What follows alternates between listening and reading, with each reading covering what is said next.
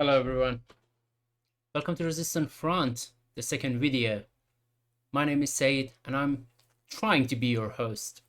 So, yesterday was actually 30th Aban, the day that we stormed the embassy of United States and took over. And oddly, we found something that we didn't expect. An operation room. And it turns out that it was the center of CIA operations in Middle East, and every intelligence service all over the area would send their all the intelligence that they gathered. They send it there for categorizing and sending it to Washington. So yeah, that was something that put a huge remark on Iran and US relationship after the revolution. But there was a reason we stormed it. Actually, we tried it 3 times. The moment the revolution happened, some of our Marxist revolutionaries, the moment that they got out of prison, they invaded and they tried to capture the embassy. That was a failed attempt. The second time was actually the students. For the first time, they tried to do that. It failed. But the third time, that did not. Um, let's just watch a little bit of Iran TV, okay? Um, this was yesterday, and we actually put up a huge rally for this specific event. Let's see. Let's just هجری خورشیدی و مناسبت ها و یادبودهایی که بچه های دهه 50 و 60 و then with US, I'm going to talk about that as well, the meaning of it, because I see a lot of misleading information about saying death to America, down with USA, and all those. I see a lot of misinterpretations. I'm going to talk about it, and I'm going to talk about the psyche behind it, okay? We're going to get to that, but let's just watch a little bit of young people outside, okay? 80 ما کسانی که امروز راهپیمایی پرشکوه 13 آبان These are all رو نقش alive. میزنن. Let's hope that this doesn't have any copyright issues. Yeah, music, songs, old people leading the young. And Abadan, Khorasan Razavi, Hamadan, Tehran.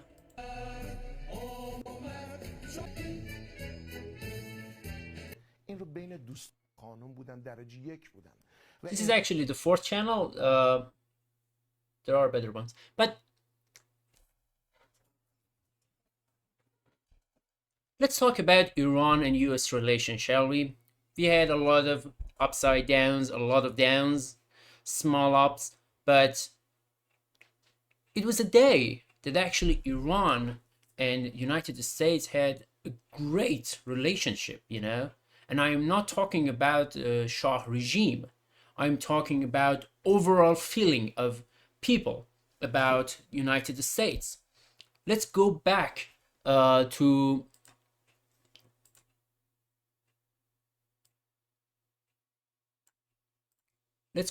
to World War, shall we? Let's talk about the World War. World War II, Reza Shah was ousted because of some sympathy that he had toward Nazi Germany, and at the same time, we had a lot of people and German officers that were giving counsel to Iranian and training Iranian army, this and that. They were both had a military background, so the sympathy was there, and they called themselves Aryans. We are Aryan, so that was as well. But Iran actually declares neutrality in this war. But unfortunately, the United States guarantee our independence for sake of not cooperating with Nazis, and we actually exiled all the Germans that we had inside the country. Other than all that, England and Soviet Union invaded Iran. Invaded Iran and took over the country. This is a famous picture after the World War ended. Big Tree simply coming in Iran without any notice of our king Reza Pahlavi, Mohammad Reza Pahlavi, the son of Reza Pahlavi. They actually exiled Reza Pahlavi. He was the first Iranian Shah that didn't get to power by his own force. He was actually installed by England and was removed by England.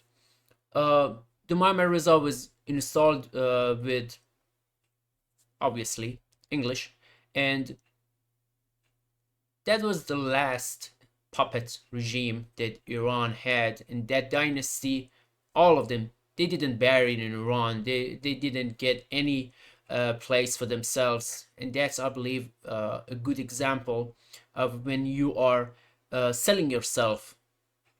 You are not even deserve to be buried here. This is independent country.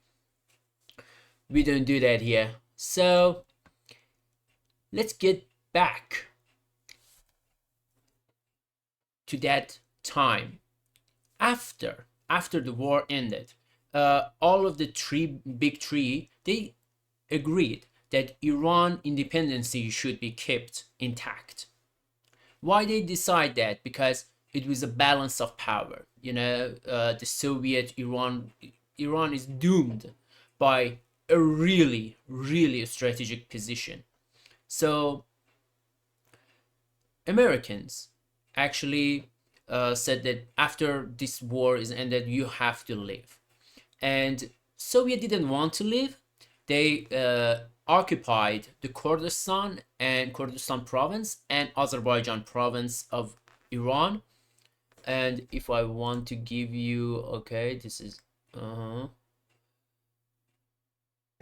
let's just okay, let me just stop this. Okay. Let's just give you a little bit. This is actually the Azerbaijan, and here is Kurdistan. Okay.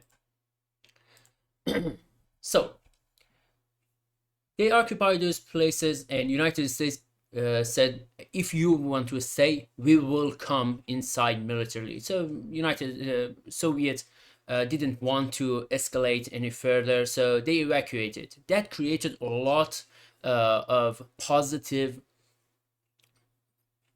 imaginations and illusion in Iranian mind that United States is actually backing us. Okay, United States is a power.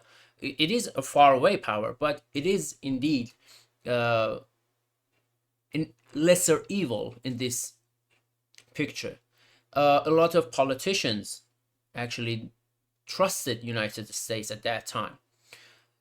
Shah was Mohammad Reza, the second Pahlavi Shah. He was actually young. He didn't have any experience. He was having fun here and there in Europe. He didn't have any experience. So a lot more freedom was given to Iranians, and we started to have a lot of politicians coming out of shadows, a lot of freedom, especially freedom of speech, freedom of press was given.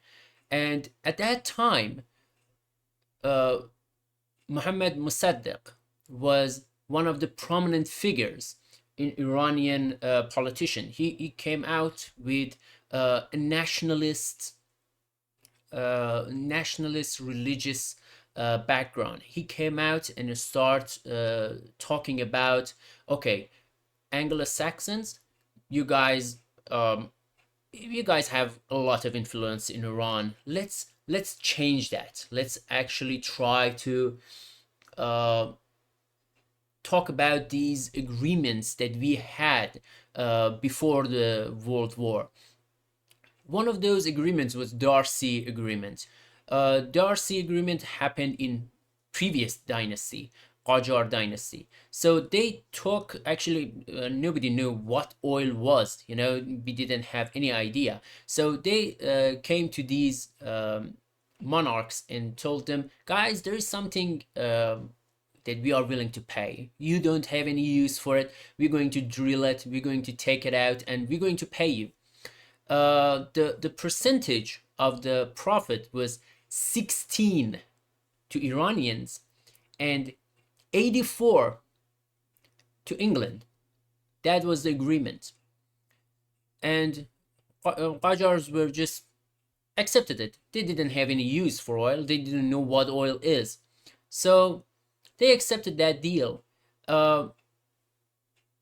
Mossadegh actually told Anglo-Iranian oil company that, guys, you can't do this anymore. Okay, we know what oil is.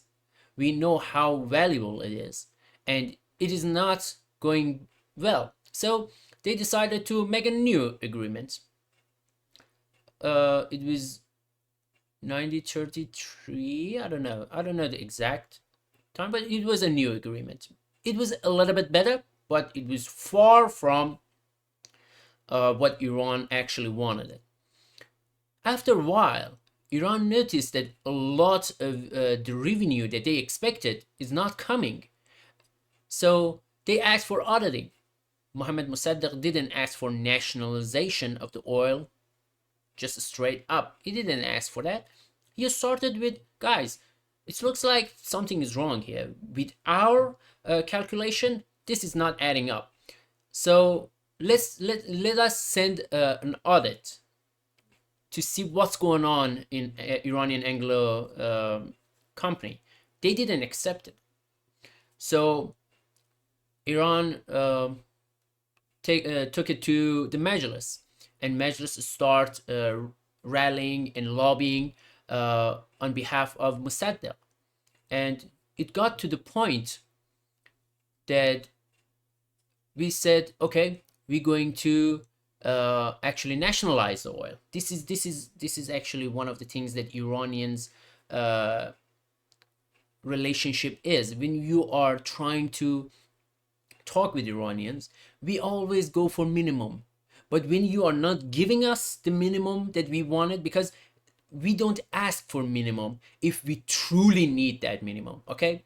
So we totally believe that we deserve to actually have an audit there, but they didn't give that minimum amount, and they didn't budge at all. So always come reasonable, but unfortunately, Anglo-Saxons in general, they're not reasonable people. They try to always trick and always try to not actually budge at all. So there is no concession when you are coming to a negotiation table with Anglo-Saxons. So Iran went full berserk. We want our oil back. The nationalization of oil happened, and Mossadegh was happy. Mossadegh had the back of clergy, all the clergies, especially prominent ones. For example, Ayatollah Kashani, he was the head of Majlis. And he said, let's go, let's do it. We're going to support you. So after a while,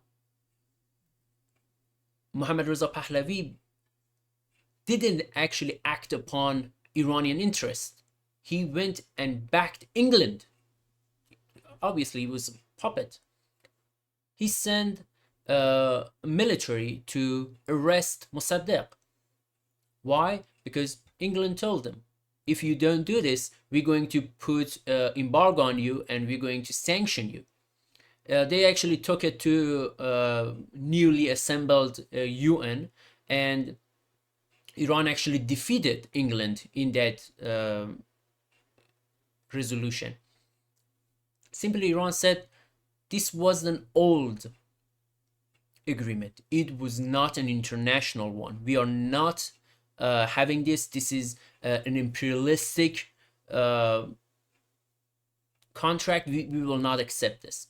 So they didn't want that deal, and simply we moved from it, and we totally nationalized our oil. It was a huge victory for Iranians. It was indeed a huge W. But unfortunately, Shah decided that, yeah, this is enough. This is enough. This is enough independency. This is enough sovereignty. I'm not going to allow you to do this. So he went against Mossadegh, and he failed. And he was a coward. Totally. He ran away. He ran away after that failed because he knew what he done was unconstitutional. And after that, army actually backed Mossadegh. And it was totally devastation for Shah. He ran away.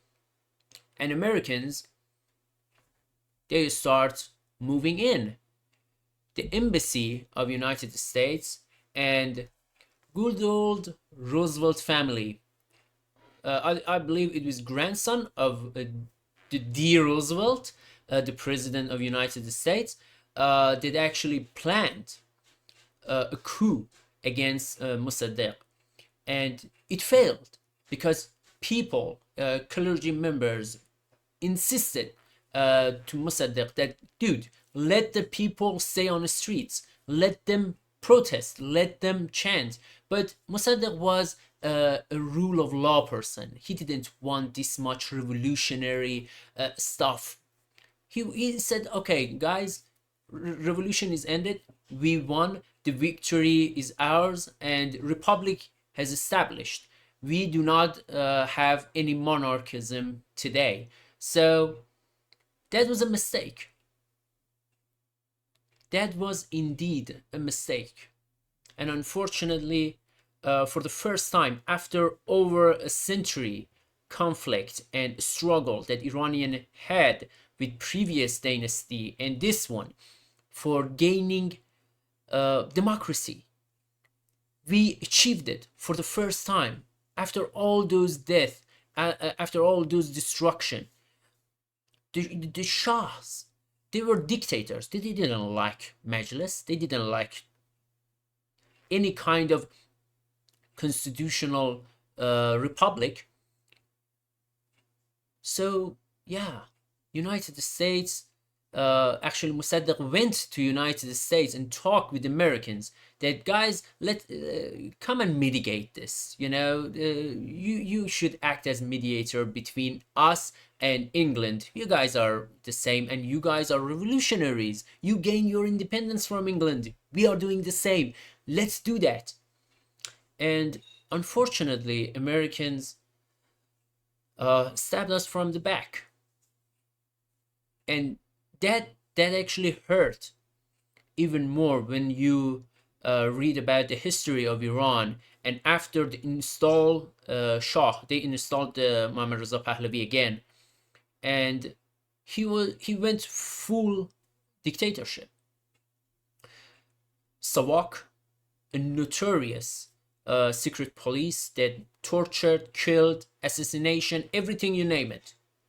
It was so brutal that Mossad and CIA actually trained these guys, and they went so brutal that it was like, oh bro, calm down. This is holy shit.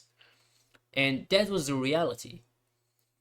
The pictures are so gruesome that it's just impossible to even show the pictures and what they done to people at that time in 15 years of Shah regime until Imam Khomeini and 1979 revolution happened. 15 years under that condition. It was devastating for Iran. It actually damaged our morality, damaged our national pride, because Mossadegh was everything that we ever wanted it. He was a nationalist. He was truly a man of people. He had the armies back and clergy actually back him up. It was everything that Iran ever wanted it, and unfortunately, the first attempt of Iran gaining and experiencing democracy, the vanguard of democratic teachings and democratic thoughts was United States at that time, and they betrayed us. And that betrayal still still hurts. And every time that I watch and listen to Mossadegh, so hopeful. He was giving in a speech that we achieved democracy, we achieved what we always wanted it. It always makes me cry. He was a true man of people. Unfortunately, he was a little bit naive to trust Americans. Uh, CIA overthrew the government of Mossadegh, and worse than that, gave it to Mohammad Reza Pahlavi. There was no democratic election. There was no democratic process. It was just him. And that turmoil, that amount of anger, and that much oppression caused Iran to blow up in the face of United States in 1979. So guys, the relationship of Iran and United States is complicated. There are a lot of things that I filtered out. I didn't want to make the video longer than what it's supposed to be. This is going to be the first part. I don't know how many more parts this relationship will take until now, but the second part is going to come in a couple of days, and I'm going to talk about Iran and the Iraq and the war that they waged toward Iran, and for the first time Iran confrontation militarily. I'm going to open that as well, so wait for the second part. Thank you for watching.